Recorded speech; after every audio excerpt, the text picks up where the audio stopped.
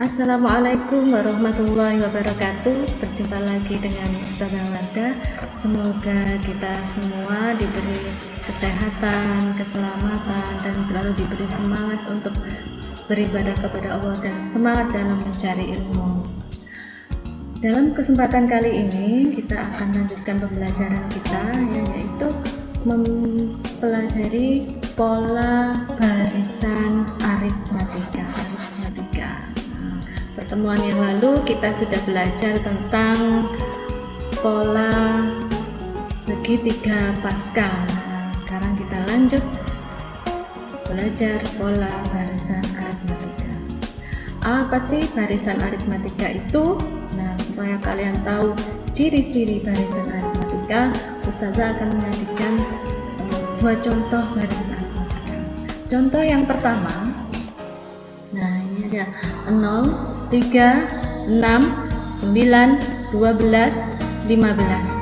Nah, dari contoh ini coba kalian pikirkan keteraturan apa yang ada pada barisan ini. Apa kalian sudah menemukan? Ya, mudah sekali. Kita tentukan keteraturannya. Di situ dari 0 ke 3 naik 3, terus ke 6 naik 3 lagi, ke 9 naik 3. Nah, itu artinya apa? 3 diperoleh dari 0 tambah 3. Ya, 6 diperoleh dari 3 tambah 3. 9 diperoleh dari 6 tambah 3.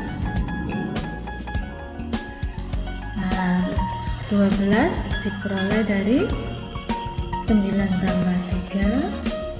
15 diperoleh dari 12 tambah 3.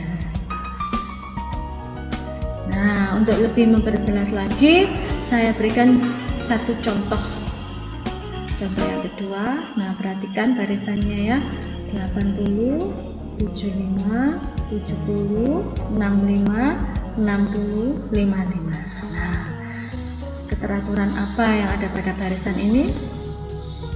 Ya, selalu turun 5 ya. Turun 5, turun 5, turun 5, turun 5 ya.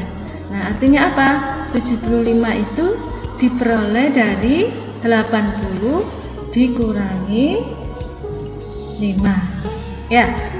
Atau dengan kata lain, 75 itu diperoleh dari 80 ditambah negatif 5.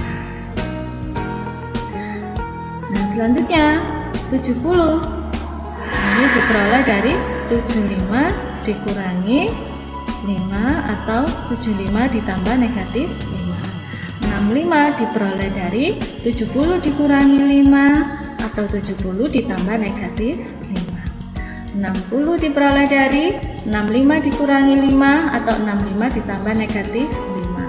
55 diperoleh dari 60 dikurangi 5 atau 60 ditambah negatif 5. Nah, di sini dari dua contoh ini bisa kita lihat ya. Nah, ini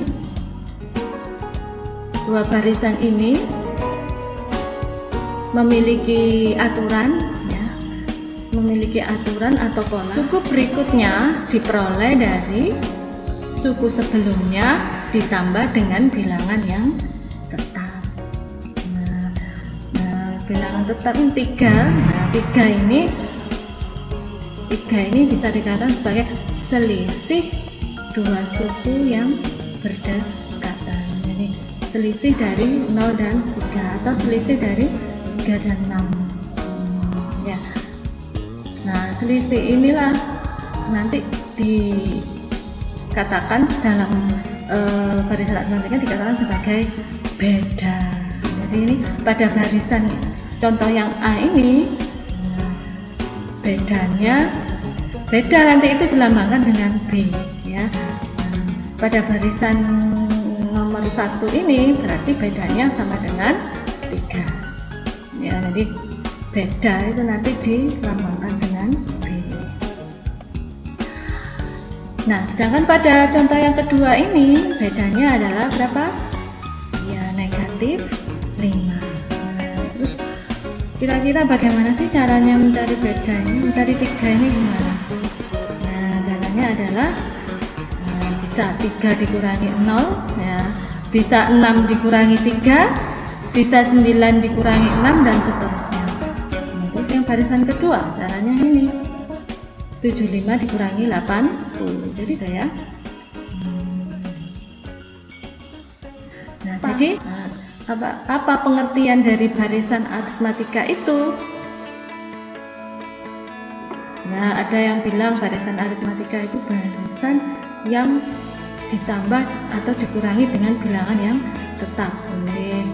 Nah, jadi secara umum barisan aritmatika itu merupakan barisan yang memiliki beda yang tetap. Nah, ini kan beda. Negatif 5 ini juga dikatakan sebagai beda. Oke, gimana bisa memahami ya?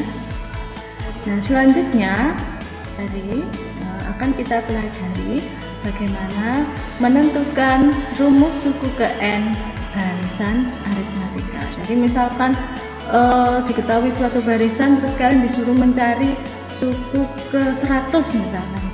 Nah, dengan menggunakan rumus kalian akan sangat mudah untuk menghitungnya. Namun sebelum kita mencari rumus, kita perdalam lagi tentang beda ya. Nah, beda itu seperti apa sih? Nah, misalkan suatu barisan aritmatika itu dilambangkan dengan ini: suku 1, suku 2, 3, suku 4, suku 5 dan seterusnya. Nah, di sini suku 1 ini adalah suku pertama. Jadi kita pakai lambang-lambang nanti ya, karena untuk menentukan rumus kita memakai lambang-lambang ini, bukan bilangan real, simbol-simbol. Jadi U1 ini merupakan suku pertama ya, yang nantinya dilambangkan dengan A. Nah, jadi suku pertama ini dilambangkan dengan A.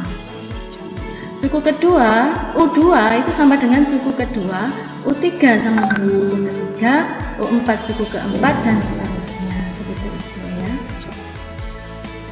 Nah, U2 itu diperoleh dari U1 ditambah beda tadi ya.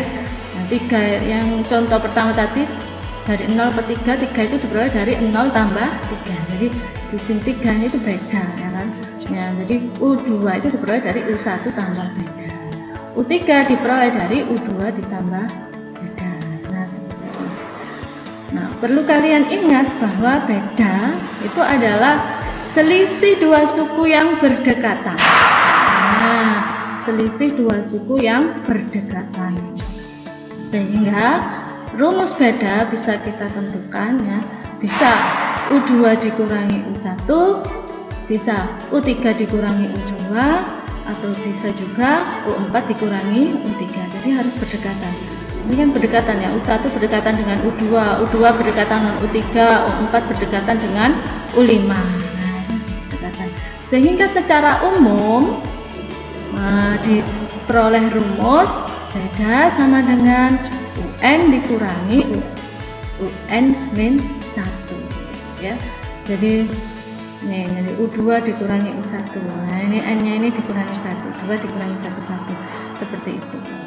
Nah, untuk lebih memperdalam pemahaman kalian tentang beda, saya beri contoh. Contoh, tentukan beda dari barisan 7, 4, 1, negatif 2. Nah, ini kamu harus periksa dulu apakah ini barisan aritmatika. Nah, coba ke 4 dari 7 ke 4 dikurangi 3. 4 dikurangi 3, 1 dikurangi 3, negatif 2. Iya, betul.